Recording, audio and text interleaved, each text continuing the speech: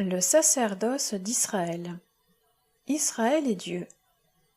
Rabbi Iya ouvrit une de ses conférences par le verset suivant.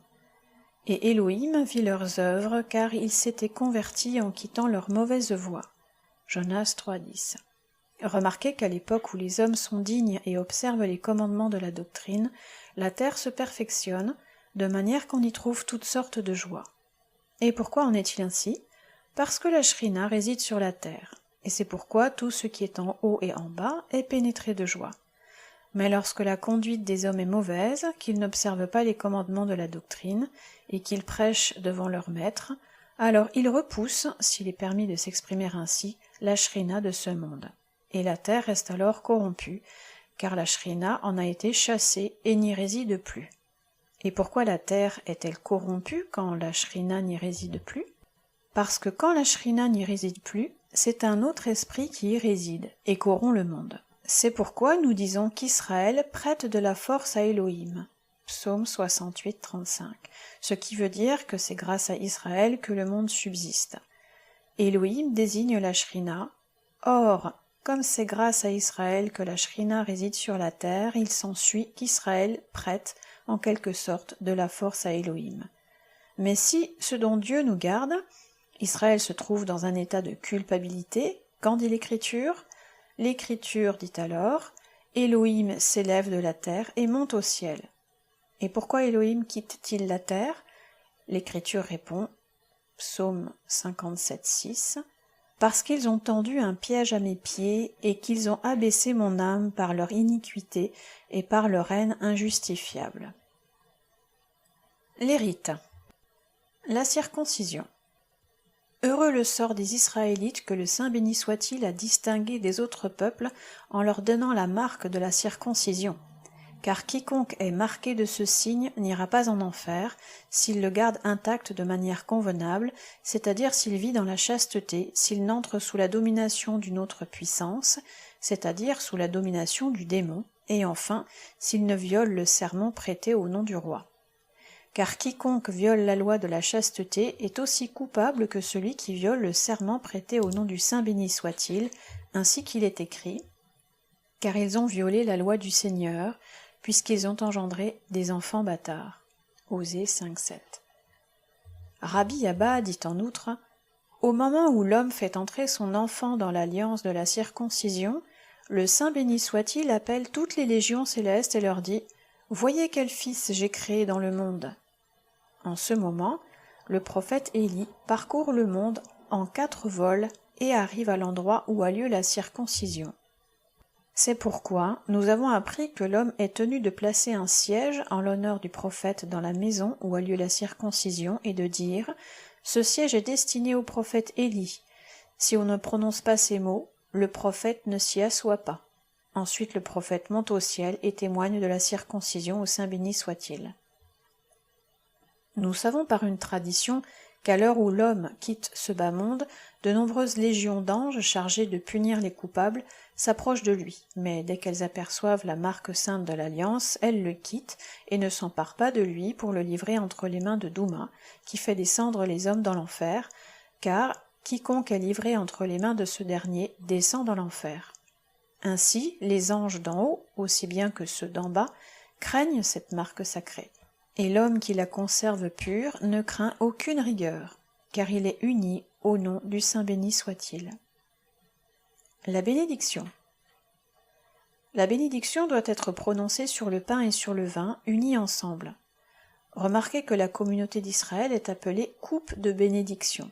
C'est pourquoi on doit tenir la coupe de la main droite et de la main gauche. Elle doit en outre être remplie de vin qui correspond à la loi qui vient du monde futur.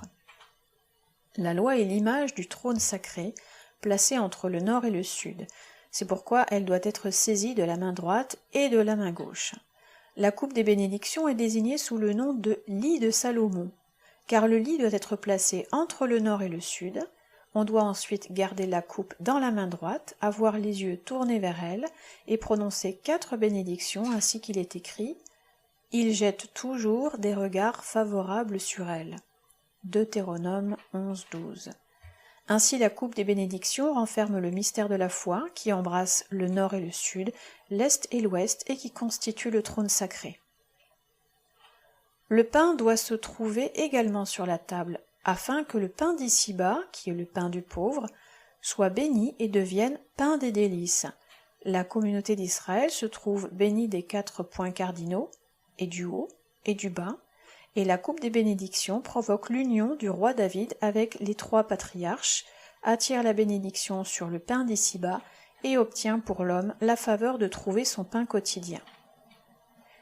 Quiconque bénit le Saint béni soit-il attire en ce monde la vie de la source de vie. Ces bénédictions s'étendent sur tous les degrés et remplissent tous les mondes à la fois. Aussi, celui qui bénit le Seigneur doit-il avoir l'intention de bénir à la fois les parents et les enfants. Celui qui bénit reçoit une part de ces bénédictions pour lui-même, ainsi qu'il est écrit « Partout où la mémoire de mon nom sera établie, je viendrai à toi, et je te bénirai. » Exode 20, 24. Les bénédictions se répandant d'abord sur le verger de pommiers sacrés, ensuite elles descendent dans les mondes inférieurs et crient « C'est un don qu'un tel a envoyé au Saint béni soit-il. » Comme celui qui prononce les bénédictions, celui qui y répond « Amen » attire également pour lui-même une part de ces bénédictions. La formule de la bénédiction « Sois béni, toi, Yod-He-Vav-He, notre Dieu », cache un mystère. « Sois béni » désigne la source suprême qui éclaire toutes les lampes. C'est une source dont les eaux ne cessent jamais de couler. C'est à cette source que commence ce qu'on appelle monde futur et que l'Écriture désigne sous le nom d'une extrémité du ciel à l'autre extrémité du ciel, car la région mentionnée a aussi une extrémité, comme le monde d'ici-bas. Cette région est appelée bénie par rapport aux régions inférieures qui sont bénies par elle, puisqu'elle y fait intervenir les bénédictions de la sagesse suprême par le moyen d'un sentier étroit. Dès que les mains sont élevées ici-bas au moment de la bénédiction, les bénédictions d'en haut descendent et le nom sacré est glorifié de toutes parts. 10 chefs célestes prennent les bénédictions d'en haut et les répandent ici-bas. Ils versent les bénédictions sur le prêtre qui bénit le peuple, ainsi qu'il est écrit « Ils invoqueront mon nom sur les enfants d'Israël et je les bénirai. » Nombre 7, 27. L'acte qui consiste à lever les mains en haut pendant la prière cache des mystères suprêmes. L'acte de lever les mains symbolise l'unité des 10 séphirotes. Ce n'est que par la proclamation de cette unité que le nom sacré est béni d'une manière convenable. Il symbolise en outre l'union des trônes inférieurs et des trônes extérieurs. On proclame ainsi que le Saint béni soit-il est béni de toutes parts et qu'il est un en haut et en bas. Rabbi Éléazar commença en outre à parler ainsi. Il est écrit « Et que mon visage ne soit contemplé vainement » Exode 23, 15. Ces paroles cachent le mystère concernant l'acte de lever les mains. Elles nous apprennent qu'il ne faut pas lever les mains haut si ce n'est au moment de la prière ou au moment de donner la bénédiction. Voilà pourquoi l'Écriture ne dit pas « Et qu'il ne paraisse devant moi les mains vides », mais « et que mon visage ne soit contemplé vainement. » En effet, l'acte de lever les mains équivaut à la contemplation du visage de Dieu, qui ne doit pas avoir lieu vainement. En élevant les 10 doigts ici-bas, on met en mouvement tout le côté saint d'en haut, alors que l'autre côté, c'est-à-dire l'empire du démon, est vaincu et reconnaît le roi sacré. La prière. Le rôle de la prière. Il est écrit « Et il vit en songe une échelle, dont le pied était appuyé sur la terre et dont le haut touchait le ciel. » Genèse 28, 12. L'échelle désigne la prière, dont le bas est appuyé sur la terre, ce qui veut dire que les hommes la récitent ici-bas et l'adressent à la shrina. Les mots « et dont la tête touche au ciel » signifient qu'elle arrive jusqu'au Saint béni soit-il, appelé ciel, ainsi qu'il est écrit « Et toi, ciel, exauce nos prières. » 3 Rois 8, 39. Lorsque la prière adressée à la shrina s'élève en haut vers le Saint béni soit-il, les anges montent et descendent. Ce mystère est exprimé dans les paroles de l'Écriture « Seigneur notre Maître, que ton nom est admirable dans toute la terre, ô toi dont la grandeur est élevée au-dessus des cieux. Psaume 8.2.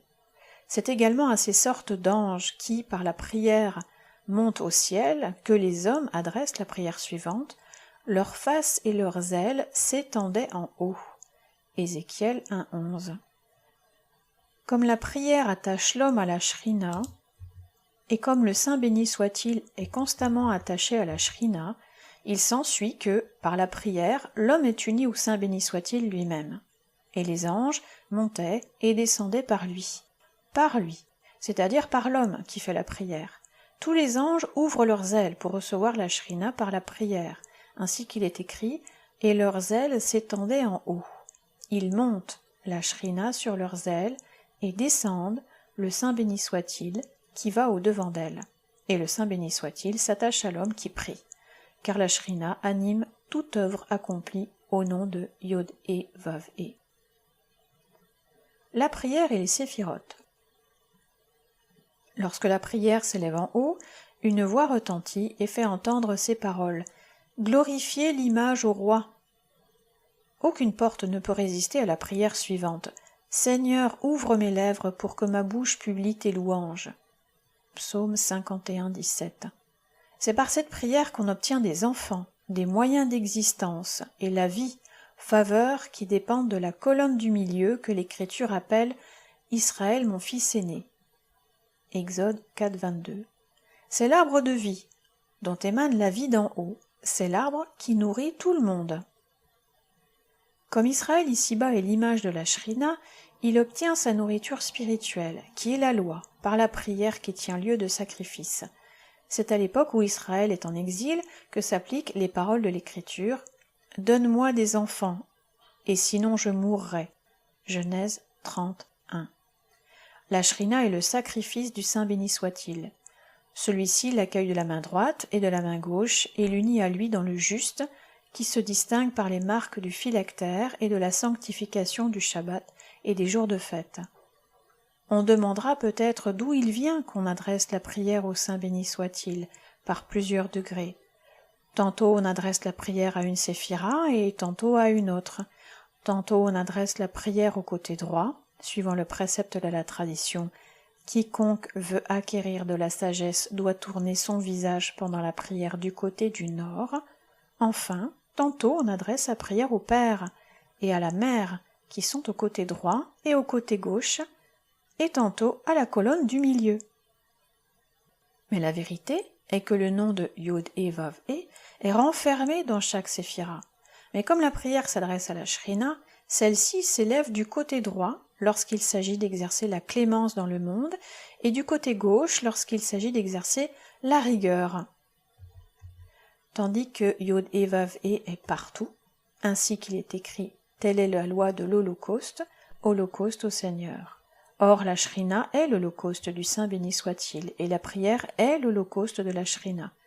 Aussi faut-il que la prière embrasse toutes les 10 séphirotes, car tout acte sacré exige la présence de 10. La prière et les anges. Heureux le sort de celui qui arrive le matin de bonne heure à la synagogue, afin de s'élever au degré supérieur, ainsi que nous venons de le dire. Quand le peuple est assemblé le matin à la synagogue, il doit commencer par chanter des psaumes de David, afin de réveiller la miséricorde en haut et en bas. C'est pour ce motif que les Lévites chantaient au temple. Malheur à celui qui parle dans la synagogue de choses profanes, car il provoque une séparation entre le monde d'en haut et celui d'ici-bas, et donne preuve de son manque de foi, puisqu'il ne craint pas de parler en la présence de Dieu, comme s'il ne croyait pas à son existence. Au moment où Israël s'assemble à la synagogue et y récite les hymnes et les liturgies, 3 légions d'anges supérieurs se réunissent à leur tour. Une de ces légions est composée des anges saints, qui louent le Saint béni soit-il durant le jour, car il y en a d'autres qui ne le louent que durant la nuit. La seconde de ces légions est composée d'anges saints qui louent Dieu simultanément avec Israël ici-bas. Enfin, la troisième de ces légions est composée de vierges célestes qui sont au service de la matrona et qui la parent lorsqu'elle se présente devant le roi. Cette région est supérieure aux 2 précédentes. Les anges qui composent cette légion récitent les mêmes liturgies que les Israélites ici-bas. Ainsi les louanges qu'Israël adresse au ciel coïncident avec celles que font entendre ces 3 légions d'anges. Après qu'on a récité les psaumes de David, on récite le cantique d'action de grâce pour le passage de la mer Rouge. Au moment où l'on récite ici-bas le cantique relatif au passage de la mer Rouge, la communauté d'Israël reçoit cette couronne que le Saint béni soit-il réserva au couronnement du roi Messie. Sur cette couronne sont gravés les noms sacrés dont le Saint béni soit-il s'était paré comme d'une couronne le jour où Israël passa la mer Rouge et où toutes les armées du Pharaon furent noyées. C'est pour cette raison qu'on doit réciter ce cantique avec recueillement. Quiconque récite ce cantique en ce monde sera jugé digne de voir le roi Messie portant la couronne sur sa tête et l'épée suspendue à son ceinturon et de résister ce même cantique dans l'autre monde. La liturgie Ishtaba, qu'il soit loué, est récitée immédiatement après le cantique. Au moment où Israël récite cette liturgie, le Saint béni soit-il prend la couronne et la pose devant lui, et la communauté d'Israël se présente devant le roi suprême. La montée de la prière. Et il me dit, « Tu es mon serviteur ». Ces paroles s'appliquent à la prière, qui est la manière la plus élevée de servir Dieu, car on peut servir Dieu avec le corps et on peut le servir avec l'esprit. La manière la plus agréable à Dieu est de le servir avec l'esprit, et on sert Dieu avec l'esprit en le priant. Les hommes ne savent pas que la prière franchit l'espace et fend les cieux, où toutes les portes lui sont ouvertes. À l'heure où la lumière céleste se sépare des ténèbres, une voix retentit et dit « Chef des portes du palais, que chacun de vous aille à sa place. » Car il y a des chefs, préposés à la garde des portes des palais célestes. Les gardiens du jour sont remplacés durant la nuit par d'autres gardiens. C'est à ces gardiens que fait allusion l'Écriture en parlant de la grande lumière dominant durant le jour et de la petite lumière dominant durant la nuit. Aussi la voix céleste qui convoque ces gardiens les désigne-t-elle? La nuit, elle dit « Gardien de nuit des palais, que chacun de vous aille à sa place », et le matin, elle dit « Gardien de jour ». Au moment où ces chefs reprennent leur service, la Shrina descend et Israël va à la maison de prière pour louer son maître. Les chefs sont disposés aux 4 directions du monde. À l'est, un chef se tient dans l'air et il porte le nom de Gazardia. Il est accompagné de plusieurs princes célestes qui attendent la parole de prière au sortir de la bouche de l'homme pour l'accueillir et la porter à leur chef hiérarchique. Si la parole est digne, le chef et tous les princes la baisent et la portent au ciel en disant « Heureuse la bouche d'où sort une telle couronne ». Les 12 lettres du nom sacré, ces 12 lettres sont suspendues dans l'air, et c'est avec leur aide que le prophète Élie s'est élevé au ciel, volent à la rencontre de cette parole et se confondent avec elle. Au sud, un autre chef se tient suspendu dans l'air, entouré d'autres princes. Il a le nom de Pasgania et tient les clés de la direction sud. Il est chargé de recevoir les prières de tous ceux qui souffrent et qui ont le cœur brisé. Dans le nord, un autre chef plane dans l'air, entouré de nombreux princes. Il a le nom de Pathia et est chargé de la direction nord. Il cueille toutes les prières des persécutés et des opprimés. Quand cette parole est jugée digne d'être portée en haut, un esprit sort de l'abîme du nord et s'écrie « Que tes ennemis soient brisés ». À l'ouest, un chef, du nom de Zabouliel, est préposé à la garde des 9 portes situées dans cette direction. Ces portes ne doivent être ouvertes qu'à l'aube du jour. C'est au moment des prières que ces portes s'ouvrent, donnant passage à plusieurs chefs, à la tête desquels se trouve Zabouliel. Lorsque la prière arrive au 2e ciel, elle est cueillie par un chef du nom d'Anaël, préposé à la garde des 12 portes de ce ciel. Toutes les portes s'ouvrent à la prière. À ce moment, apparaît un chef qui ressemble à un vieillard et qui se tient du côté sud. Il porte le nom d'Ezriel, le vieillard. Et parfois aussi il est appelé Macniel, parce qu'il est le chef de 600 000 légions, toutes pourvues d'ailes. Il y a des légions dont les membres sont couverts d'yeux. On les appelle légions de l'œil. Il y a d'autres légions dont les membres sont couverts d'oreilles. Ces légions sont chargées d'écouter les prières des hommes et de les transmettre au ciel. Quand la prière arrive au 3e ciel, elle est cueillie par un chef appelé Gadria, entouré de nombreux princes. Un rayon de lumière est visible à ce ciel, rayon qui ne reste jamais au même endroit, mais qui se déplace suivant la direction d'où arrive la prière. Au 4e ciel, la prière est cueillie par un chef du nom de Shamachiel, entouré de 365 légions, correspondant au nombre des jours de l'année solaire. Ces chefs introduisent la prière dans le paradis, et de là, on la fait remonter au 5e ciel, où se trouve le chef Gadriel, entouré des anges préposés à la direction des guerres, parmi les païens. Dès que la prière y arrive, ce chef et toutes ses légions sont ébranlés, leurs forces se trouvent brisées, et ils se prosternent devant la prière et la font monter au 7e ciel, où elle est reçue par Sandalphon, le puissant et glorieux chef céleste qui tient en sa main toutes les clés de son maître. Il introduit la prière dans les 7 palais. Les 7 palais sont la résidence du roi. Arrivés dans ces palais, toutes ces prières s'unissent et forment une couronne à Dieu. L'action de la prière. Rabbi Aha se trouvait une fois dans une auberge au village de Tarsa. Aussitôt que les habitants de l'endroit apprirent l'arrivée du grand homme, ils coururent chez lui et lui dirent « N'as-tu pas pitié de notre malheur ?» Il leur demanda des explications. Ils répondirent « Voilà déjà 7 jours que la peste sévit dans notre endroit, et elle devient chaque jour plus meurtrière. » Rabbi Aha leur dit « Allons à la maison des prières, et implorons-y la miséricorde du Saint béni soit-il. » Pendant qu'ils se rendaient à la maison de prière, on vint leur apprendre qu'un tel venait de mourir, et que tel autre était sur le point de mourir. Rabbi Aha dit à ses compagnons « Il n'y a pas un moment à perdre. Je vais donc choisir parmi vous les 40 hommes les plus justes et les séparer en 4 groupes de 10. » Il plaça 10 hommes à chacun des côtés de la ville et les chargea de réciter avec recueillement le chapitre concernant l'encens dont Dieu parla à Moïse. Ils répétèrent 3 fois la récitation. Il se rendit ensuite auprès des malades qui étaient sur le point de mourir. Enfin il ordonna à tous de rentrer chez eux et de réciter les 3 versets suivants. Moïse dit à Aaron, prends ton encensoir. Nombre 17, 71, 13. Jusqu'au mot, et la plaie cessa. Les habitants firent ce que Rabbi Abba leur avait commandé, et la peste cessa en effet. Les habitants de l'endroit entendirent une voix surnaturelle qui faisait ouïr ces paroles. « Chef de la peste, ne descends plus dans ce village, parce qu'il y a quelqu'un qui empêche la rigueur de sévir. » Rabbi Aha fut troublé par cette voix, et il s'endormit.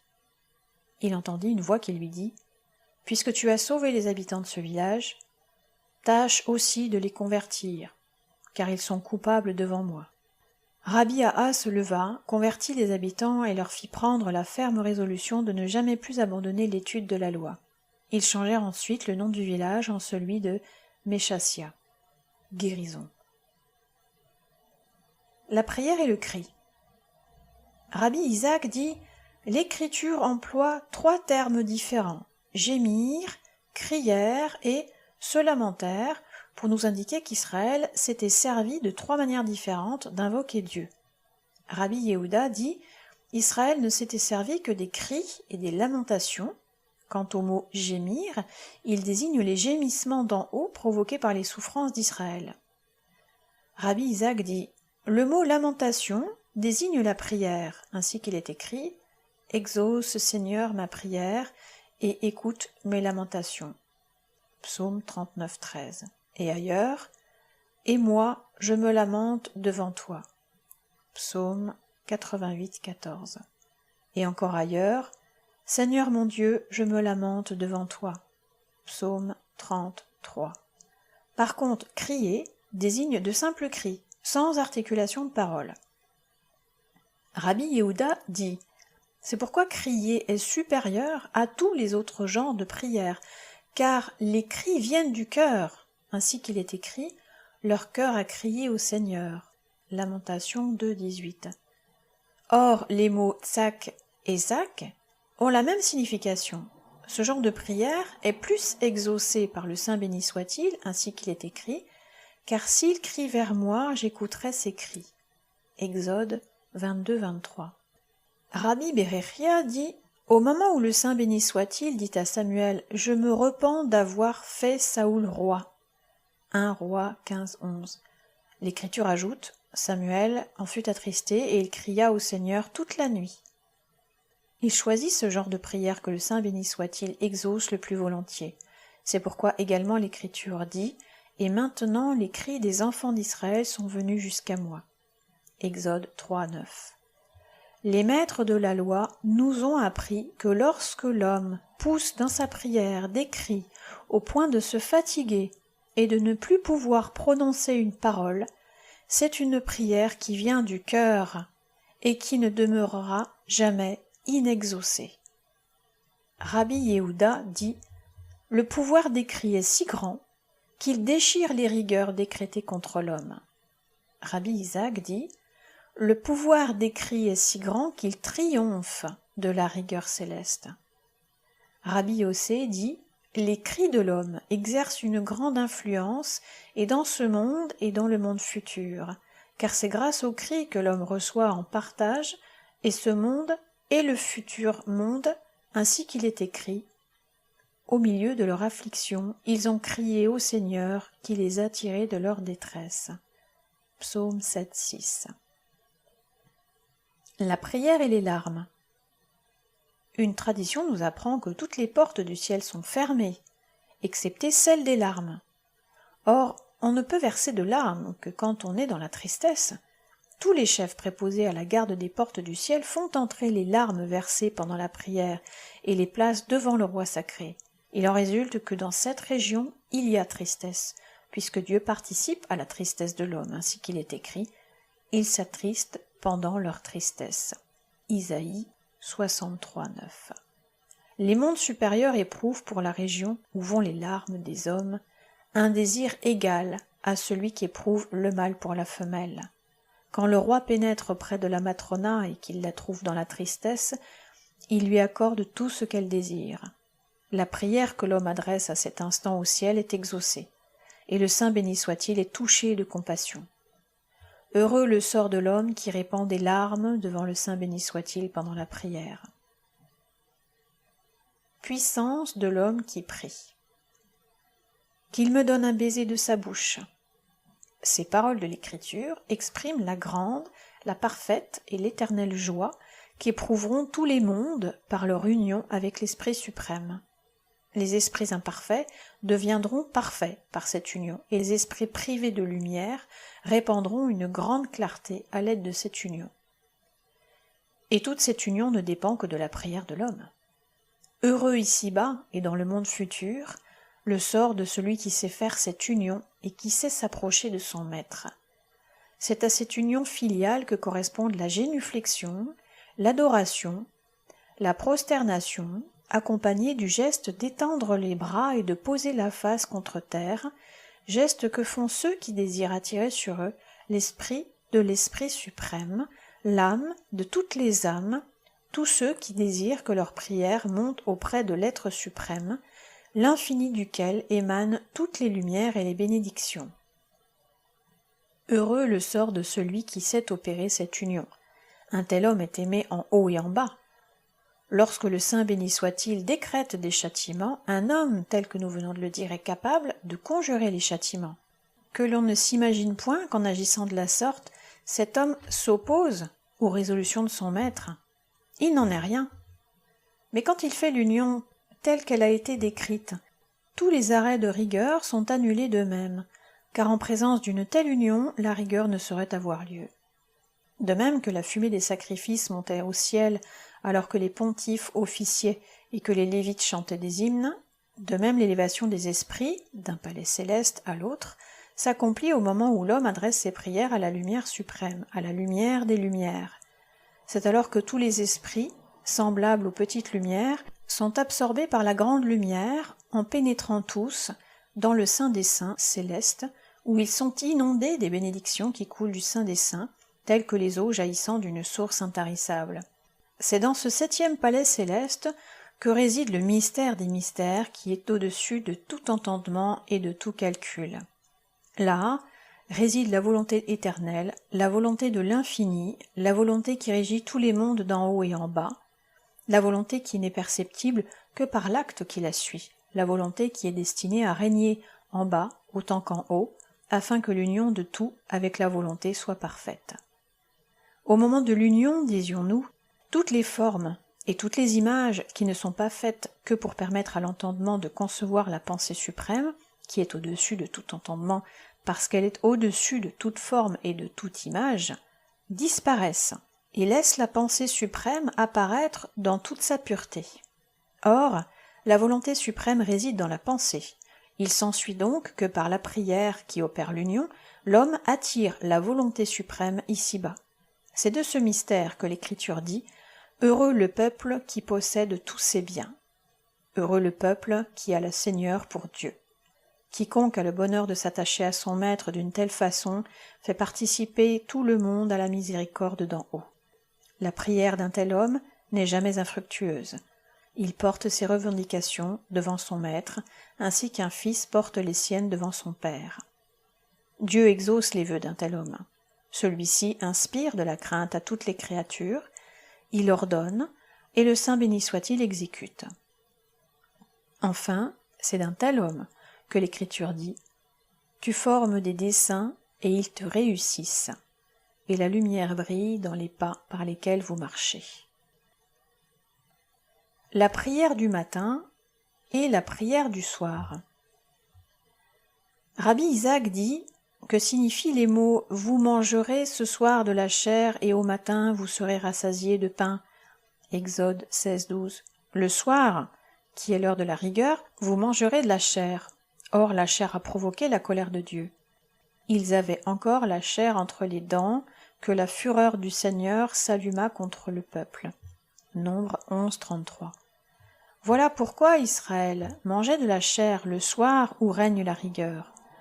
Par contre, il se rassasiait de pain le matin, parce que c'est l'heure de la clémence, et qu'il est écrit « La miséricorde du Seigneur dure toute la journée » Psaume 52:3. Et ailleurs, « Et Dieu donna à la lumière le nom de jour » Genèse 1:5. Rabbi Tanhoum dit « La rigueur est rouge, et la clémence est blanche. Et c'est pourquoi le soir, qui est l'heure de la rigueur, Israël mange de la chair, alors qu'il se rassasie de pain le matin, qui est l'heure de la clémence. » Rabbi Yehuda dit « On offrait chaque jour 2 brebis en holocauste, l'une au degré de la clémence, l'autre au degré de la rigueur. » Rabbi Yehuda dit en outre « Pour quelle raison l'Écriture dit-elle « Tu offriras une brebis le matin et l'autre le soir » Nombre 28:4, au lieu de dire « La première le matin et la seconde le soir » parce que chaque brebis était offerte à un degré différent. La première était offerte au degré de la clémence, alors que l'on ne trouve nulle part le mot « bon » pour un nombre désigné sous le nom de seconde. Rabbi Tanhoum dit « C'est pour cette raison qu'Isaac établit la prière du soir qui correspond au degré de la rigueur. » Rabbi Isaac dit « Nous inférons ce qui précède du verset suivant « Malheur à nous, parce que le jour s'abaisse et que les ombres sont devenues plus grandes sur le soir. » Jérémie 6:4. Le jour désigne la clémence, les ombres désignent la rigueur. Le schéma. Écoute Israël, Yod et Vav et Elohénu, Yod et Vav et Et 1. C'est le commandement de proclamer l'unité du nom de Dieu chaque jour. Car quand on proclame l'unité du nom du Saint béni soit-il ici-bas, cette unité s'opère en haut. Celui qui proclame cette unité doit le faire de tout cœur et de toute intelligence. Tous les membres du corps et tous les organes doivent s'associer à cette proclamation. Au moment de la proclamation de l'unité du nom sacré, toutes les légions célestes sont rangées en file, et un chef qui est au-dessous des 248 mondes, qui constituent les membres du corps d'en haut, ce chef, disons-nous, qui attend chaque jour cette proclamation, cueille des roses qui forment les 42 noms sacrés, lesquels sont compris dans les 72 noms sacrés, les réunit ensemble et en forment un seul corps. C'est alors que l'union s'opère en haut et en bas. C'est alors que Yod He Vav He est un et que son nom est un. C'est pour cette raison qu'on appuie la voix sur 2 lettres de ce verset qui constitue la proclamation, pour permettre à l'ange de cueillir des roses. Les roses cueillies par l'ange forment une couronne sur la tête du Saint béni soit-il.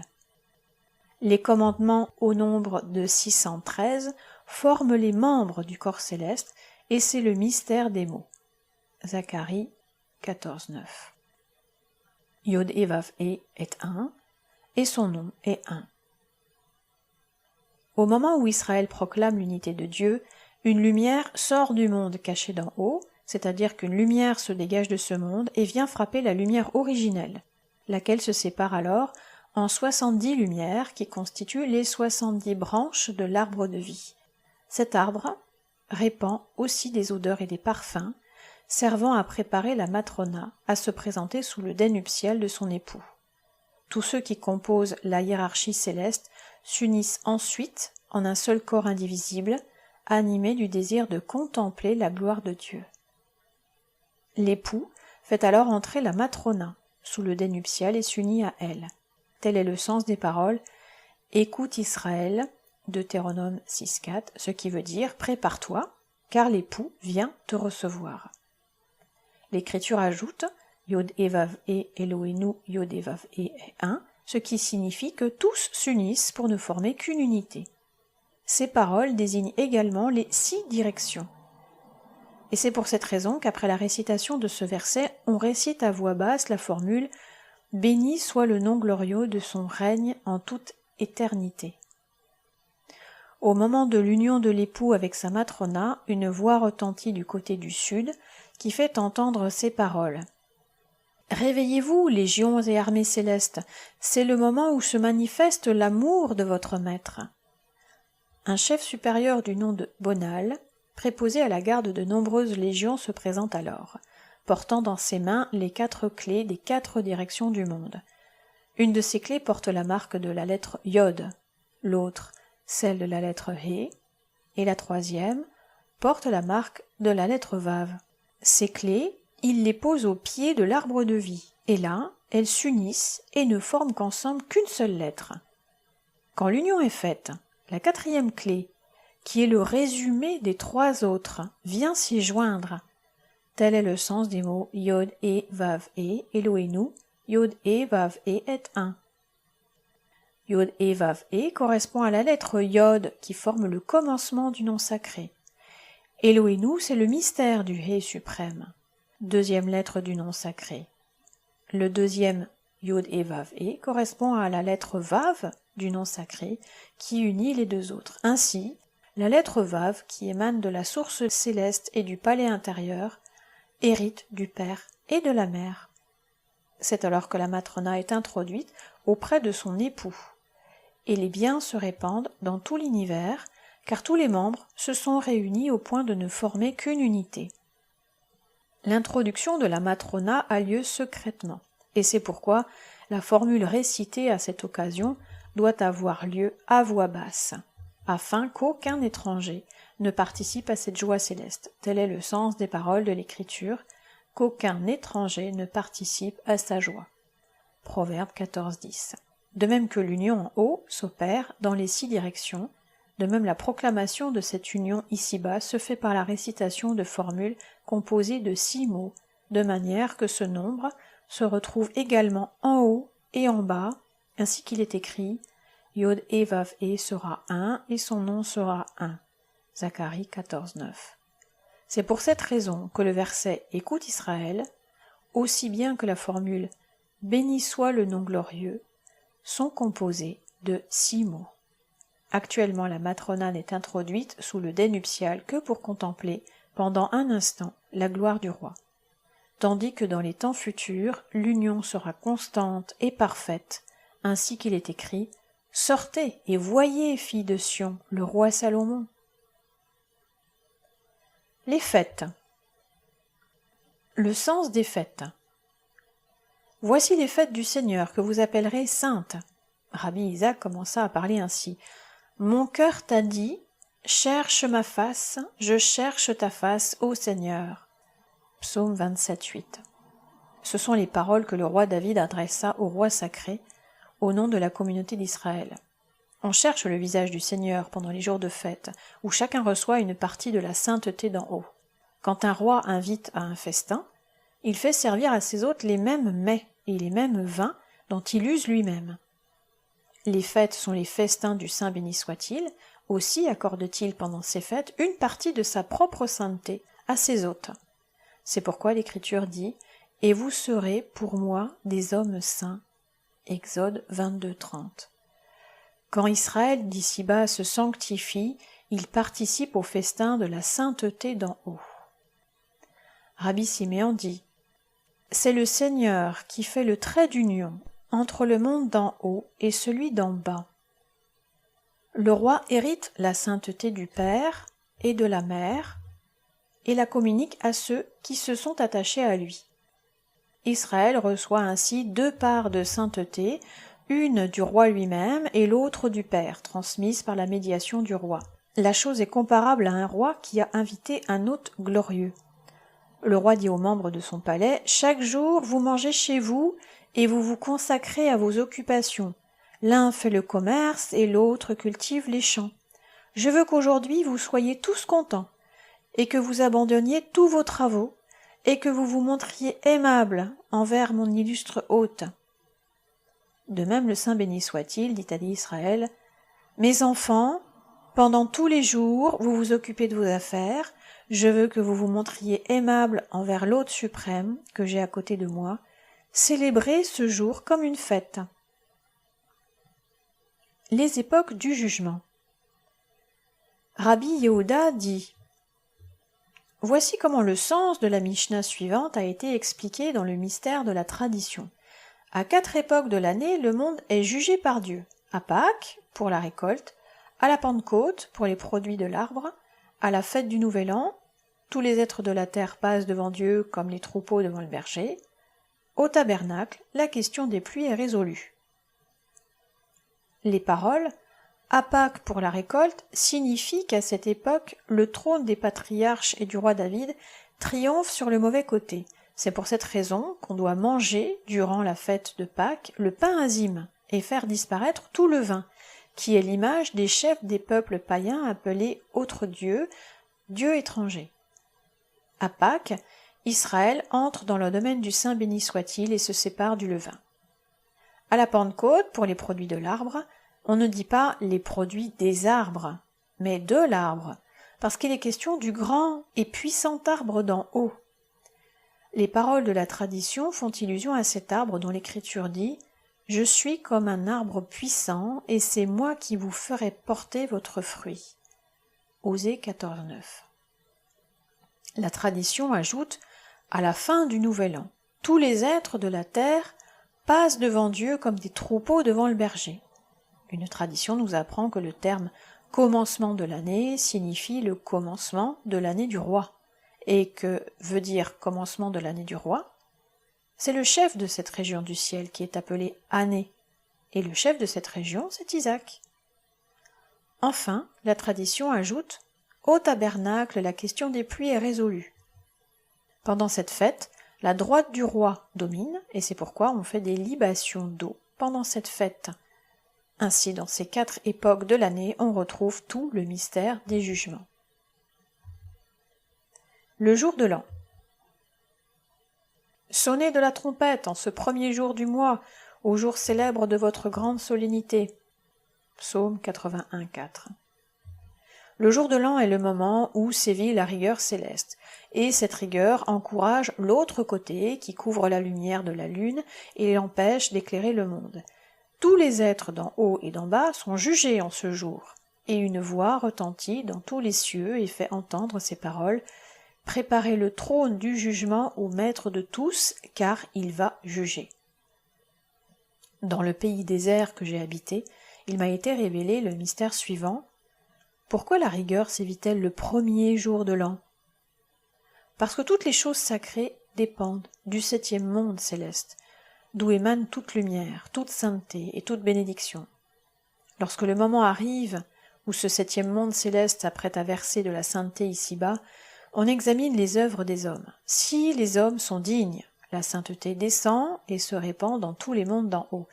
Sinon, la sainteté s'arrête au 7e monde et ne descend qu'après que les coupables d'ici-bas ont été séparés des justes. Et c'est pour exterminer les coupables et les séparer des justes que la rigueur sévit dans le monde. C'est alors que la lune se couvre, car il n'est pas agréable à Dieu de faire exterminer ses propres créatures. Et comme la rigueur sévit, le démon s'enhardit, et il serait impossible de briser sa force, si l'on ne suivait le conseil que Dieu donne à Israël. Sonnez de la trompette en ce premier jour du mois. Lorsqu'Israël sonne la trompette ici-bas, le son de la trompette franchit l'espace, fend les firmaments, et arrive près de cette puissante roche qui couvre la lune.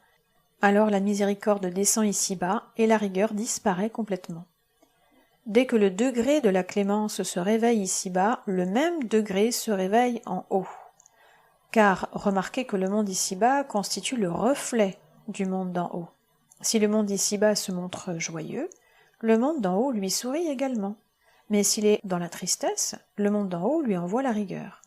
La joie de l'homme lui attire une autre joie du monde d'en haut. Tout ce qui arrive ici-bas n'est que le reflet de la conduite des hommes.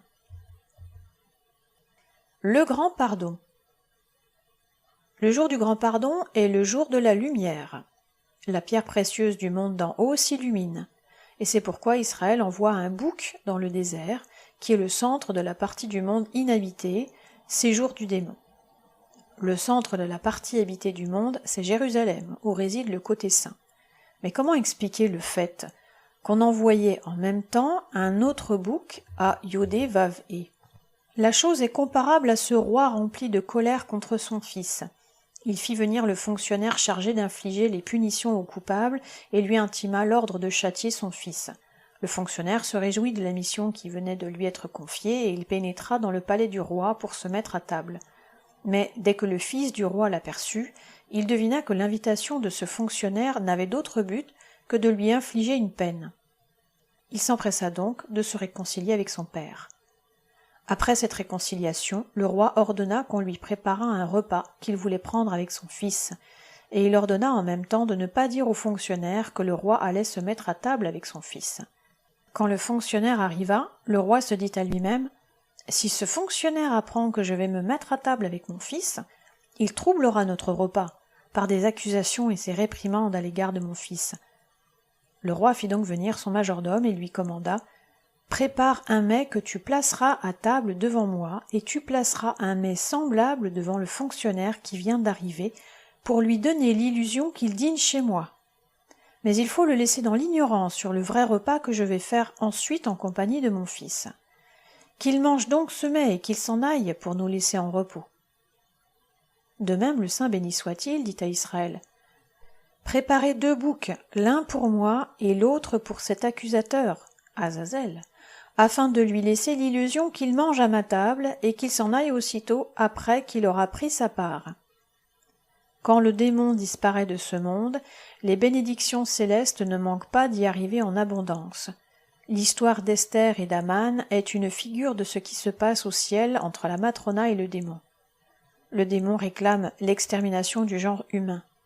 Mais la matrona, l'Esther céleste, est touchée de compassion pour son peuple, et elle intercède auprès du roi suprême en faveur de ses enfants et de son peuple. Le jeûne du grand pardon. L'homme qui fait pénitence jeûne pour offrir sa graisse et son sang, car de même que la rose qui est rouge et blanche ne peut devenir entièrement blanche qu'en passant par le feu, de même le sacrifice ne devient entièrement blanc que quand le pénitent passe par le feu.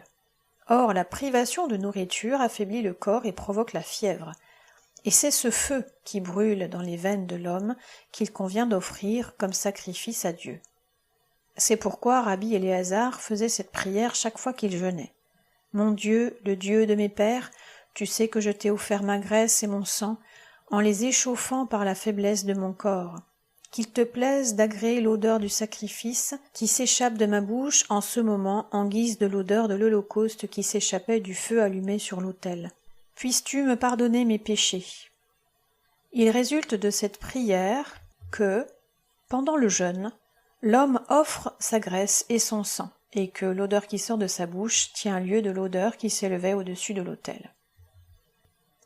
Le Shabbat. Au soir du 6e jour de la semaine, au commencement du Shabbat, une étoile brillante s'élève au nord, entourée de 70 autres étoiles de moindre grandeur. La grande étoile frappe les 70 autres, et toutes s'unissent au point de n'en former qu'une seule. L'étoile s'étend et ressemble à un feu immense projetant ses flammes dans toutes ses directions. Le feu entoure les 1000 montagnes d'un cercle infranchissable. Du milieu du feu s'élève une flamme dont les couleurs se modifient à chaque instant. Tantôt la flamme est verte, tantôt elle est blanche, et tantôt elle est d'une autre couleur. Après avoir passé par toute la gamme des couleurs, la flamme s'approche du point mystérieux où elle est engloutie. Alors, toute rigueur cesse, et même le feu de l'enfer est éteint. Tous les êtres d'en haut et d'en bas jouissent du repos. Mais à l'issue du Shabbat, où Israël prononce la bénédiction sur le feu, la rigueur commence à sévir, et tous les feux éteints la veille se rallument. Telle est la raison de la défense d'allumer le feu le jour du Shabbat. Dès que le jour du Shabbat commence, une voix retentit dans tous les cieux, disant « Préparez-vous, légions, à paraître devant votre maître ». Un esprit sort alors du côté sud et se répand sur toutes les légions du côté droit, dont il forme en quelque sorte l'habit. C'est l'habit que les anges mettent en l'honneur du Shabbat. À la veille du Shabbat, le peuple saint est tenu de prendre un bain pour se purifier. Pourquoi ? Parce que, durant les jours de la semaine, un autre esprit anime le peuple. Aussi, quand l'homme veut se dépouiller de cet esprit et prendre l'Esprit Saint, il doit se purifier. Remarquez que tous les jours de la semaine sont en rapport avec le Shabbat. Ce jour ressemble à un point au milieu d'une périphérie dont tous les points se trouvent à une égale distance. Les jours de la semaine sont les jours des peuples païens, et le jour du Shabbat est le jour d'Israël. En ce jour, les lumières célestes sont répandues avec plus de profusion ici-bas, parce que chaque homme reçoit une âme supplémentaire. C'est cette âme supplémentaire qui fait oublier toute tristesse et toute colère pour ne laisser de place qu'à la joie et à la clémence, en haut aussi bien qu'en bas. Une voix céleste retentit et dit « Heureux ton sort, Israël, peuple saint à qui le Maître donne une preuve de sa bienveillance en le pourvoyant d'une âme supplémentaire. » C'est un des plus hauts mystères connus des sages. L'âme supplémentaire est une émanation du point suprême, et c'est pourquoi il faut la garder précieusement, ainsi qu'il est écrit « Et Israël gardera le Shabbat » Exode 31:16. C'est également pour cette raison qu'on est tenu de s'accorder des réjouissances en ce jour et de prendre 3 repas pour délecter l'âme supplémentaire. Et même les âmes assemblées au paradis se réjouissent des plaisirs du corps ici-bas. On doit se réjouir en ce jour, en mangeant, en buvant et en s'habillant de beaux vêtements. Les sages ont fixé la nuit du Shabbat pour leur relation avec leur épouse. J'ai demandé à la lampe sainte pourquoi les sages agissent ainsi. La couronne inférieure distribue pourtant des âmes chaque jour, même durant la semaine, ainsi qu'il est écrit, et elle se lève pendant la nuit et donne de la nourriture à sa maison et la tâche à ses servantes. Proverbe 31:15. La lampe sainte me répondit « Les initiés en eussent ainsi parce qu'ils sont pourvus d'une âme supplémentaire durant cette nuit du Shabbat. Dans aucun autre jour de la semaine, les relations conjugales ne sont si bien à l'abri de la souillure du démon que le jour du Shabbat. Pourquoi ? Parce qu'en ce jour, une âme supplémentaire anime les corps. Cette âme émane de l'ancien des anciens qui descend dans le point d'en bas pour accorder du repos à tous les êtres. Le jour du Shabbat, on n'a pas besoin de prier Dieu d'être gardé, parce qu'en ce jour, aucun mauvais esprit n'est autorisé à sévir dans ce monde. Il est défendu de parler de choses banales le jour du Shabbat, et même de choses concernant la maison de prière. Ce jour doit être consacré aux louanges, aux prières et à l'étude de la loi. Celui qui parle de choses banales en ce jour profane le Shabbat et n'aura pas de part au peuple d'Israël. 2 anges posent les mains sur la tête de cet homme en disant « Malheur à un tel, car il n'a pas de part dans le Saint béni soit-il. » La liturgie, qui commence par les mots « Dieu Seigneur », est rédigé selon la disposition mystérieuse des 22 lettres sacrées formant des couronnes au patriarche et au trône suprême. C'est à l'alphabet suprême que correspondent les 22 versets de cette liturgie disposée par ordre alphabétique. Quand le trône sacré est paré de la couronne formée de la loi écrite, les formes des lettres, tous les accents toniques et tous les signes massorétiques sont cachés dans l'intérieur du trône sacré. C'est l'image de la loi écrite qui pénètre dans la loi orale et la féconde, telle une femme fécondée par l'homme. C'est en ce moment que la sainteté se répand partout en haut. En ce jour, 7 hommes sont appelés à la récitation du Pentateuque, correspondant aux 7 voies de la loi. Durant les autres fêtes, on n'en appelle que 5. Le jour du grand pardon, on en appelle 6, correspondant aux 6 directions. Et le jour de la néoménie, on en appelle 4, un de plus que pendant les jours ordinaires en raison de la lumière nouvelle de la lune venant s'ajouter à celle du soleil. Rabbi Siméon dit « Lorsqu'on retire le Pentateuque de la caisse pour le lire, les portes des cieux de clémence s'ouvrent et l'amour céleste se réveille. Aussi convient-il à l'homme de réciter la formule suivante. Béni soit le nom du Maître de l'univers, béni soit son trône, sois toujours favorable à Israël, ô Seigneur, délivre ton peuple et rends-lui ton sanctuaire, et accorde-nous tes lumières en exaucant nos prières. » À la fin du Shabbat, il faut prononcer la solennité autant que possible, car la Shrina est notre hôtesse en ce jour. Or, on tâche de retenir son hôtesse autant que possible. C'est pourquoi Israël récite la liturgie, et il est miséricordieux, il pardonne les péchés. Psaume 68, 38. Quand, à la fin du Shabbat, Israël récite les liturgies de circonstance, les damnés de l'enfer s'écrient. Heureux ton sort, Israël, peuple saint, et heureux les justes qui se sont conformés à ta loi.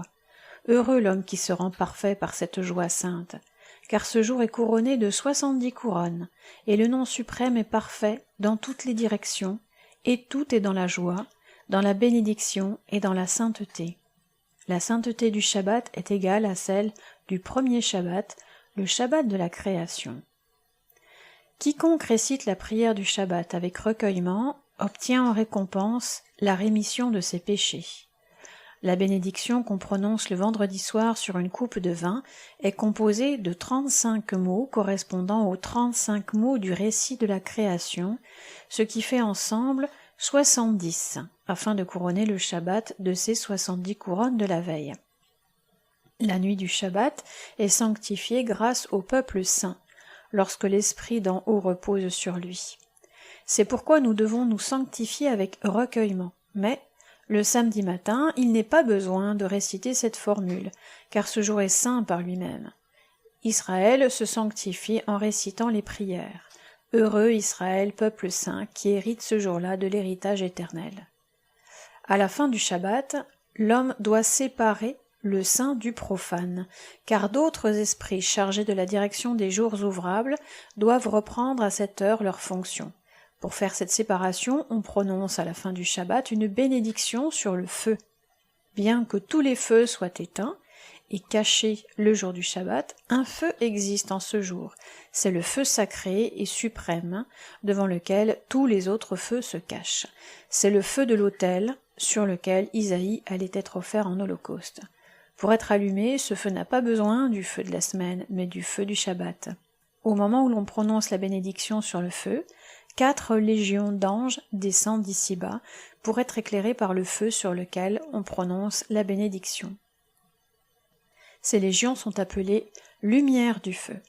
C'est pour cette raison qu'au moment de prononcer la bénédiction, on replie les 4 doigts de la main droite sur la paume afin d'en éclairer le dos à l'aide de la lumière, car ces 4 doigts sont l'image des 4 légions d'anges appelées lumière de feu. Au moment des autres bénédictions, nous devons tenir les doigts droits, afin que les degrés supérieurs s'y attachent et les sanctifient, tandis qu'à la bénédiction sur le feu, on plie les doigts sur la paume, pour en éclairer le dos. Durant les jours de la semaine, on dit « Qui répand la lumière ?» tandis qu'à la fin du Shabbat, on dit « Qui crée les lumières du feu ?» Pourquoi ? parce que, durant le jour du Shabbat, toutes les légions d'anges sont absorbées par la lampe suprême, et c'est à la fin du Shabbat qu'elles s'en séparent. Le Shabbat aux enfers. Rabbi Yehuda dit « Les païens qui n'ont pas sanctifié le Shabbat durant leur vie sur la terre observent par force le Shabbat durant leur séjour dans l'enfer, puisqu'ils jouissent du repos pendant ce jour. Tous les vendredis soirs, dès que la sainteté du Shabbat commence, des voix retentissent dans tous les compartiments de l'enfer qui font entendre ces paroles. Que le châtiment des coupables soit suspendu, car le roi sacré arrive et le jour est sanctifié. Aussitôt le châtiment cesse et les coupables trouvent du repos. Cependant, les Israélites qui n'ont jamais observé le jour de Shabbat ne trouvent pas de repos, même en ce jour. Les autres damnés de l'enfer en sont étonnés et demandent pourquoi ceux-ci ne trouvent-ils pas de repos comme nous.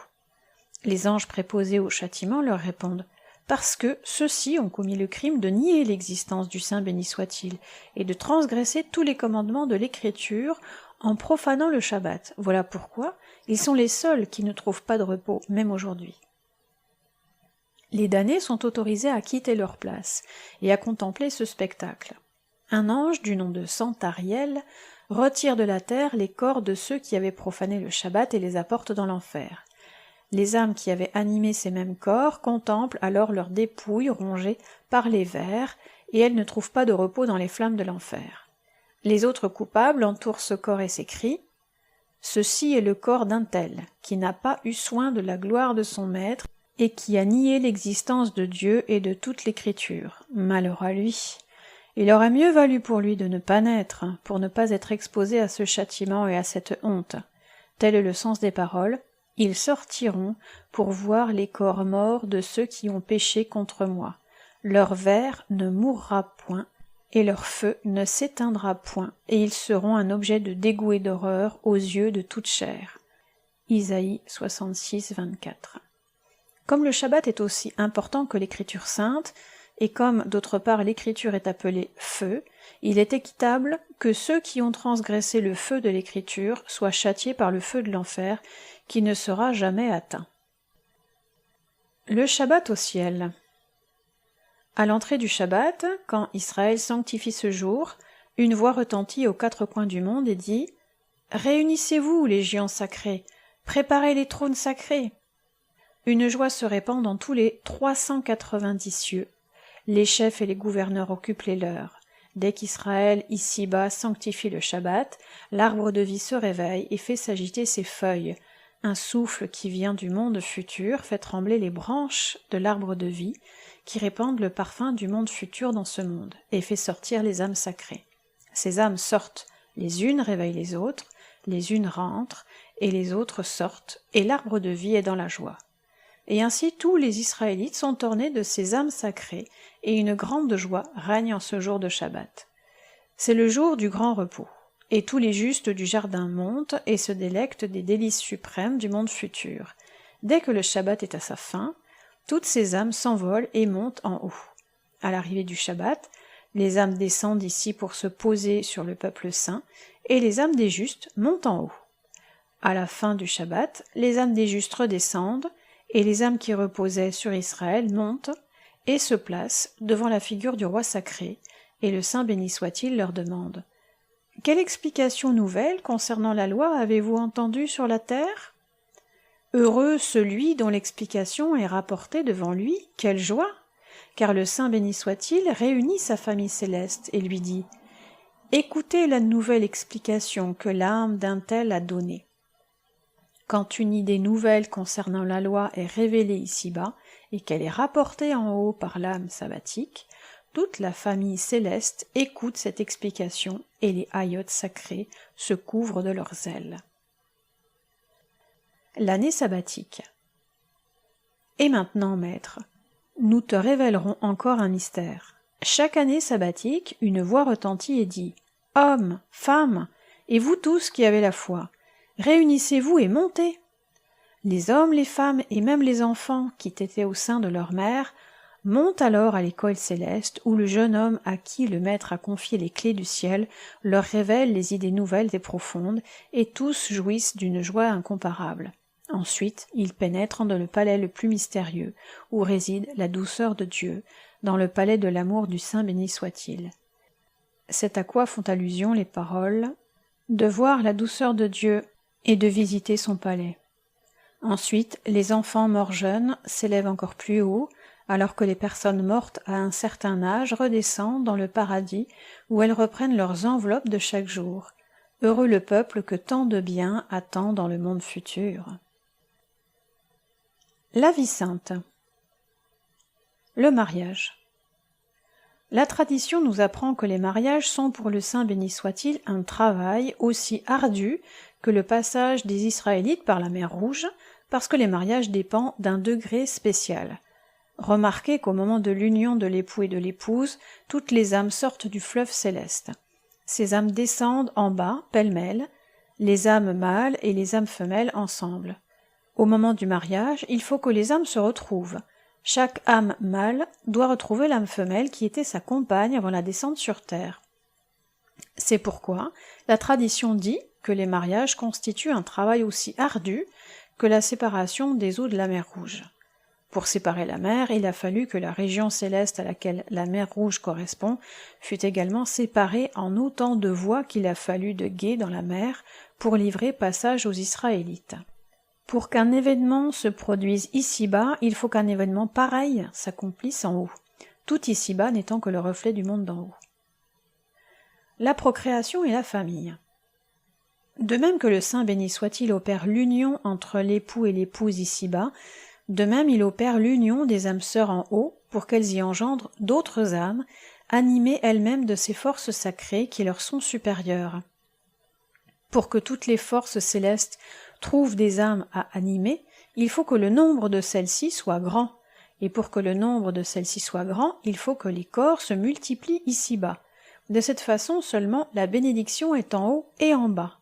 C'est pourquoi le Saint béni soit-il créa l'homme, afin que celui-ci marchât dans sa voie, et imitant l'exemple d'en haut, ne laissa jamais tarir sa source.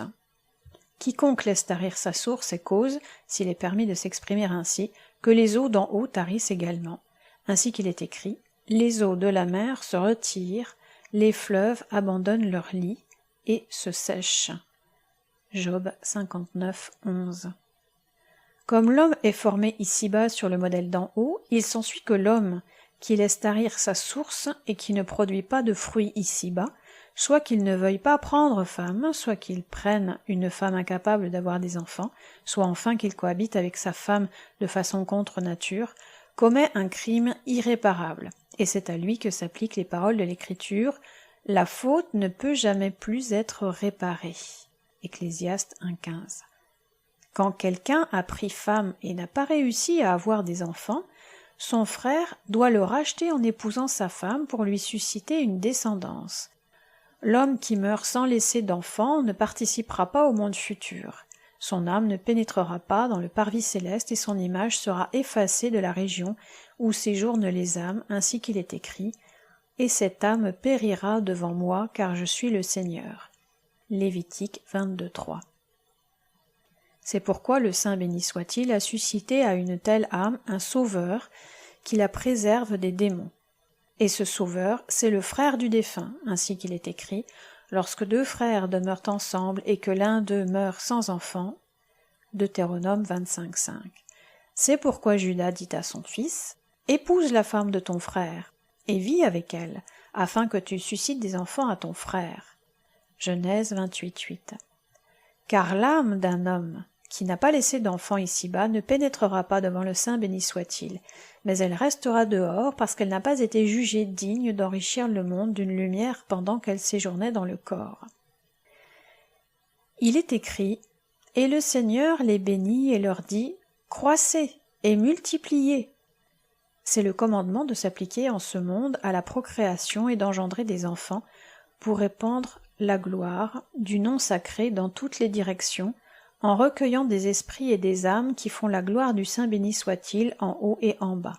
Quiconque ne s'applique pas au commandement de la procréation diminue la figure de son maître et l'empêche de descendre ici-bas.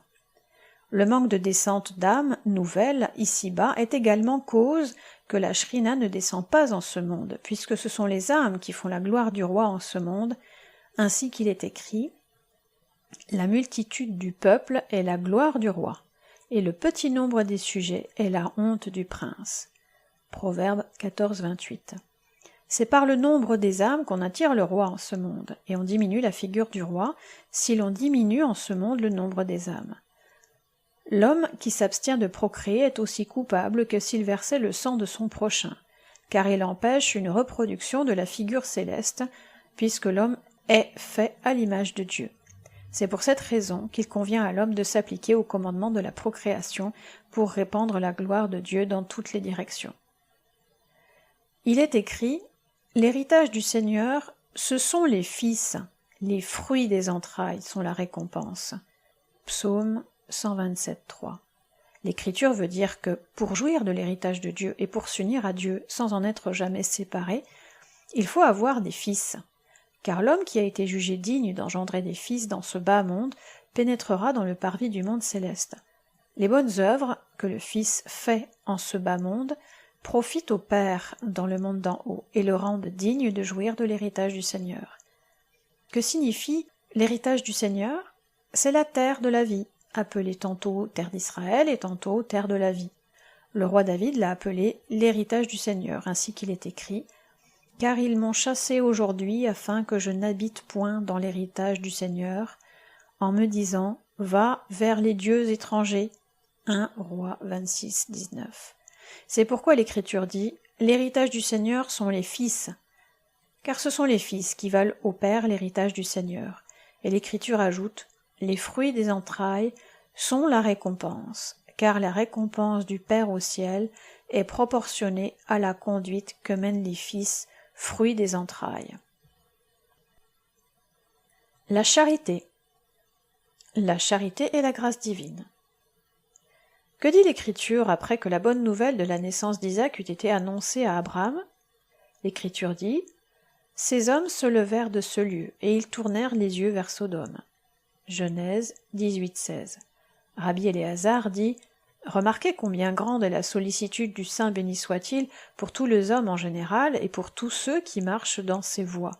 Car alors, même que les rigueurs sont imminentes, Dieu fournit à celui qui l'aime l'occasion, avant que les rigueurs ne sévissent, d'exercer quelque bonne œuvre assez méritoire pour le mettre à l'abri des rigueurs futures.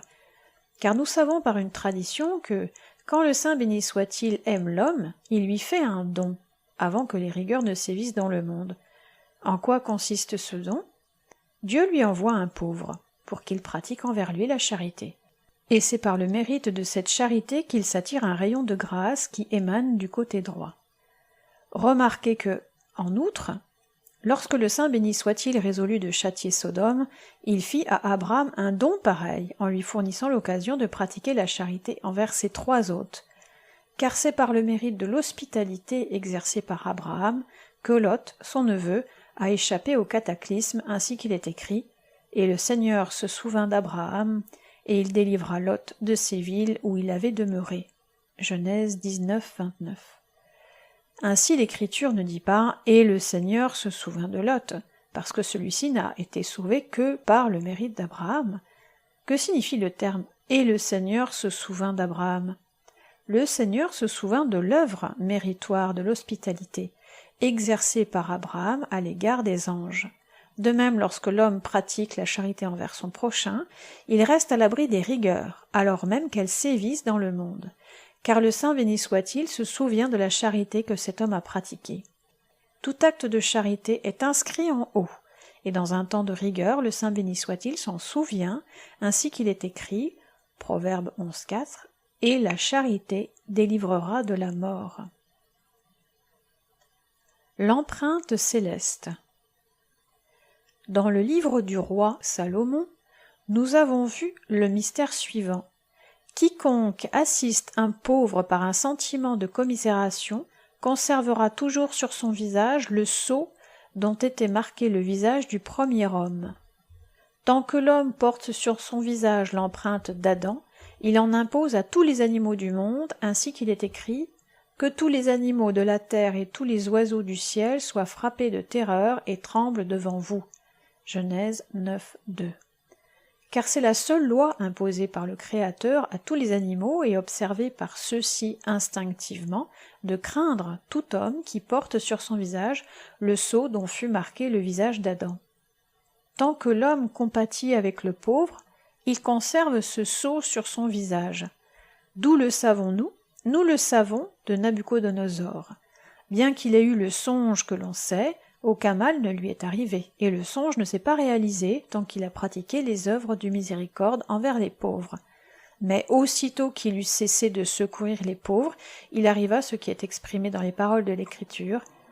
À peine le roi avait prononcé cette parole qu'on entendit cette voix du ciel, Daniel 4, 28, c'est-à-dire le sceau d'Adam fut effacé de son visage, et il cessa d'être homme. Le pain spirituel. Chaque jour, une rosée tombe de l'ancien sacré, et c'est grâce à cette rosée que toutes les plantes du verger sacré des pommiers sont bénies. Cette rosée parvient également aux êtres d'ici-bas, et les anges s'en nourrissent chacun suivant son degré, ainsi qu'il est écrit « L'homme mangea le pain des anges ». Psaume 87, 15. C'était la nourriture des Israélites durant leur séjour dans le désert. Rabbi Siméon dit « Nombreux sont les hommes à notre époque encore qui se nourrissent du pain des anges. » Et qui sont ces hommes ? Remarquez que lorsqu'Israël est attaché au roi sacré, grâce à la sainte marque de l'Alliance, il a été jugé digne d'être nourri d'un pain supérieur à celui qu'il mangeait auparavant. À sa sortie d'Égypte, Israël a mangé le pain azim, mais maintenant il a été jugé digne de manger du pain du ciel, ainsi qu'il est écrit « Je vais vous faire pleuvoir des pains du ciel ». Le pain venait réellement du ciel. Exode 16, 4. Les collègues qui se consacrent à l'étude de la loi se nourrissent d'un pain qui arrive d'une région supérieure. Quel est ce pain ? C'est le pain dont parle l'Écriture. La sagesse donne la vie à celui qui la possède. Ecclésiaste 7, 11. Rabbi Éléazar demanda « Puisqu'Israël a été jugé digne d'être nourri par le pain du ciel, pourquoi est-il plus faible que les autres peuples ? Il serait pourtant raisonnable que ceux qui se nourrissent du pain céleste fussent plus forts que les autres. » Rabbi Siméon lui répondit « Ta question est judicieuse. Remarquez que toute la nourriture des hommes vient d'en haut. La nourriture ordinaire est produite par la coopération du ciel et de la terre. C'est une nourriture grossière et lourde. Mais la nourriture la plus délicate vient de la région de la rigueur, et c'est elle qui fut accordée à Israël à sa sortie d'Égypte. Ainsi, la nourriture d'Israël, dans le désert, venait de la région supérieure appelée ciel. Cette nourriture est tellement délicate qu'elle fortifie l'âme plus qu'elle ne fortifie le corps, avec lequel elle n'a aucune affinité. Cette nourriture est appelée pain des anges, parce que dépourvus de corps, les anges n'ont qu'à fortifier leur esprit. Voilà pourquoi les collègues sont plus faibles que les autres hommes, puisqu'ils usent d'une nourriture qui fortifie l'âme et négligent celle qui fortifie le corps. Heureux le sort des justes dont l'Écriture dit « La sagesse donne la vie à celui qui la possède ». Heureux les corps qui peuvent subsister de la nourriture de l'âme. Rabbi Éléazar demanda à son père « Comment faut-il s'y prendre pour obtenir la nourriture de l'âme ?» Rabbi Siméon lui répondit « Comme la nourriture d'ici-bas est produite par la coopération du ciel et de la terre, on obtient la nourriture de l'esprit, qui n'est produite que par l'œuvre du ciel, en accordant aux pauvres la nourriture du corps dont ils manquent. Tel est le sens des paroles de l'Écriture. L'homme charitable fait du bien à son âme. » Proverbe 11, 17. Quiconque accorde aux pauvres la nourriture du corps obtient en échange du ciel la nourriture de l'âme. L'étude de la loi. L'heure de l'étude. Rabbi Éléazar a dit ce qui suit. Durant la première heure de la nuit, après que le jour a cessé et que le soleil s'est couché, les anges, gardant les clés des portes à travers lesquelles passe le soleil, vont fermer les 12 portes qui restent ouvertes durant toute la journée. Une voix retentit alors qui rassemble tous ces gardiens des portes.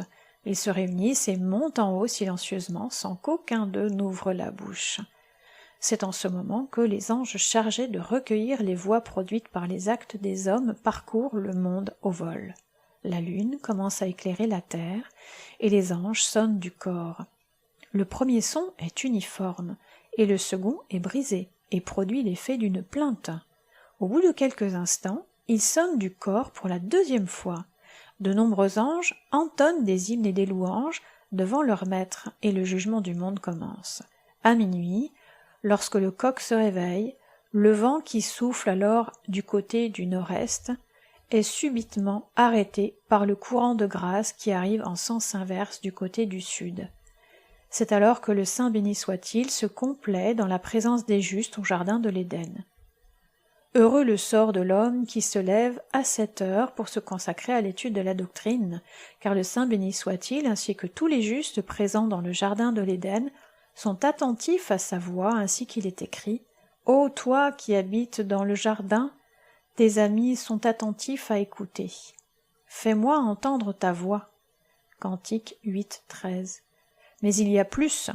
Le Saint béni soit-il couvre l'homme qui se lève à minuit pour se consacrer à l'étude de la doctrine. Car le Saint béni soit-il, ainsi que tous les justes présents dans le jardin de l'Éden sont attentifs à sa voix, ainsi qu'il est écrit « Ô toi qui habites dans les jardins, tes amis sont attentifs à écouter. Fais-moi entendre ta voix. » Cantique 8:13. Mais il y a plus. Le Saint béni soit-il couvre l'homme qui se lève à minuit pour se consacrer à l'étude de la doctrine d'un rayon de grâce qui lui sert de gardien en ce monde. Car tous les anges d'en haut et d'en bas sont tenus de garder l'homme couvert de ce rayon de grâce, ainsi qu'il est écrit, Psaume 42:9, « Le Seigneur envoie sa miséricorde durant le jour, et je lui chante un cantique d'action de grâce durant la nuit. » Le soutien du monde. Un roi qui veut bâtir un palais ne peut réaliser son projet sans avoir près de lui un architecte. Et quand le palais est construit, on ne dit pas « c'est le palais d'un tel architecte », mais c'est le palais du roi, bien que ce soit l'architecte qui l'ait construit. De même, le Saint béni soit-il se servit de la loi qui existait déjà 2000 ans avant la création du monde pour créer le monde. Et maintenant on ne dit pas le monde de la loi, mais le monde de Dieu. Tel est le sens des paroles de l'Écriture. C'est par la parole de Dieu que les cieux furent créés. Psaume 33:6. Dieu regarda les mots de l'Écriture. Elohim créa le ciel et la terre. Et il créa le ciel et la terre. Il vit en outre les mots « Elohim dit que la lumière soit faite. » Et il créa la lumière. Tel est le sens des paroles de l'Écriture. J'étais près de lui en qualité d'architecte. Proverbe 8:30. C'est l'Écriture qui tenait lieu d'architecte près de Dieu. Mais les mots à l'aide desquels le monde fut créé ne furent affermis qu'au moment où il plut à Dieu de créer l'homme, afin que celui-ci s'appliquât à l'étude de la loi. Car c'est par l'étude de la loi que le monde subsiste. Aussi, quiconque s'applique à l'étude de la loi est, s'il est permis de s'exprimer ainsi, le soutien du monde entier. Le Saint béni soit-il créa le monde à l'aide de la loi, et l'homme soutient le monde également à l'aide de la loi. Il en résulte que la création du monde, aussi bien que son existence, ne sont dues qu'à la loi. Aussi, heureux le sort de l'homme qui se consacre à l'étude de la loi, car il soutient le monde. L'étude et la pensée. Ô vous, fils du Très-Haut, ô vous qui formez l'élite du monde et qui êtes comme le fruit de la noix, réunissez-vous pour apprendre, car l'aurore a déjà lui. Chaque jour une flamme se lève dans le jardin. Elle porte dans ses ailes 3 fourches aux dents aiguisées comme des épées. Dans sa main droite, elle tient les clés du trésor. Elle s'écrie avec force et dit « Ceux d'entre vous dont la figure fut éclairée, qui sont entrés et sortis et qui se sont unis à l'arbre de vie et attachés à ses racines, qui ont mangé de ses fruits plus doux que le miel, ceux-là auront la vie de leur âme et la guérison pour leurs membres. Ils seront à l'abri des mauvaises pensées, de la pensée qui fait mentir à l'arbre de vie, et qui souille les fleuves et les ruisseaux, sources d'Israël, Pensée qui cause la mort de l'homme, brise ses membres et lui enlève toute consistance en ce monde. C'est cette mauvaise pensée qui engendre l'arbre du mensonge, c'est cette pensée qui apporte des changements dans les places assignées aux choses. L'arbre de la vie s'en va et cède la place à l'arbre de la mort. À cause d'elle, l'âme se détache de l'arbre de la vie et s'attache à l'arbre de la mort qui ne produit pas de branches. Il ne connaîtra jamais le bonheur, arbre stérile sans aucune fraîcheur. Ses fruits sont amers comme l'absinthe, c'est à quoi fait allusion le verset « Il sera comme un arbre isolé dans le désert qui ignore les jours d'abondance. » Jérémie 16:6. Mais celui qui s'unit à l'arbre de la vie et s'attache à ses branches mange de ses fruits. Toutes les bénédictions et toutes les sanctifications émanent de lui. Il acquiert la vie pour son âme et la guérison pour ses membres. C'est de lui que le verset dit « Il sera comme un arbre planté au bord d'un fleuve et qui étend ses racines dans l'eau. Il ne craindra pas les ardeurs de l'été, ses rameaux seront toujours verts. » Jérémie 16:8. Tout dépend de la pensée et de l'intention. Comme le dit le verset, Lévitique 11:2, « Sanctifiez-vous, et vous serez saints. » Les paroles des justes. Les paroles prononcées par les hommes qui craignent le Seigneur sont cueillies par les anges sacrés d'en haut, qui en tressent des couronnes au roi suprême. Celui-ci contemple ces paroles et les pose tantôt sur sa tête comme une couronne, tantôt il les pose sur ses genoux et se délecte avec elles. Dans le livre d'Hénoch, j'ai trouvé ce qui suit. D'abord, les paroles prononcées par le juste servent de couronne à Dieu et ensuite elles se transforment et prennent une forme semblable au juste qui les a prononcées, et le Saint béni soit-il s'entretient avec cette forme. Et enfin, elles sont écrites sur le livre de souvenirs pour subsister éternellement et ne jamais s'effacer. Que signifient les mots « qui s'occupe de son nom » ? Ces paroles désignent les hommes qui cherchent dans la loi le mystère du nom sacré et la sagesse qui en découle. Dans la maison d'Ézéchiel, il est dit qu'au-dessus du trône, on voyait comme une figure d'homme. L'Écriture emploie le mot « comme » pour signifier que ce n'était pas une figure réelle. Cette vision s'applique aux paroles de sagesse qui, arrivées en haut, prennent la forme d'un homme. Et vous, collègues, vous êtes jugés dignes de voir vos paroles monter en haut et servir de couronne à Dieu. Dès que je vous ai aperçus, je savais que vos paroles s'élèvent en haut, car vos visages avaient la forme parfaite d'un visage d'homme qui correspond à la forme céleste. Rabbi Siméon ouvrit une de ses conférences par l'exorde suivant.